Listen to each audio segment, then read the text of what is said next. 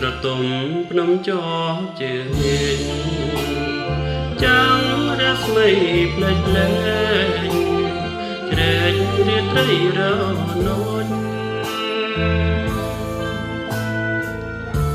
ឧត្តមមានใจអានងអាណោចអ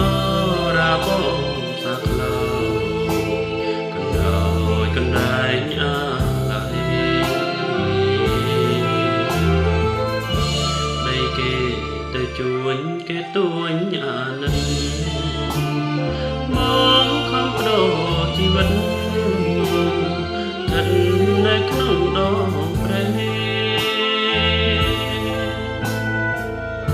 អោភ្នំដងរែងខាន់ចែងទាំងដីខ្សែលោហិន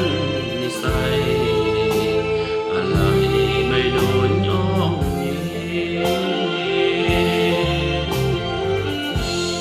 អូនអើយអូននេះឡងយើងត្រូវបាយធ្វើបាយទីចាំត្រនំបនទាយសុខុមទៅនៅគិរីទុំញោមញេស្ពាយស័យម្នាក់អើឧត្តមមានជ័យក្រុងក្រៃសីមាដងគិរីបបតា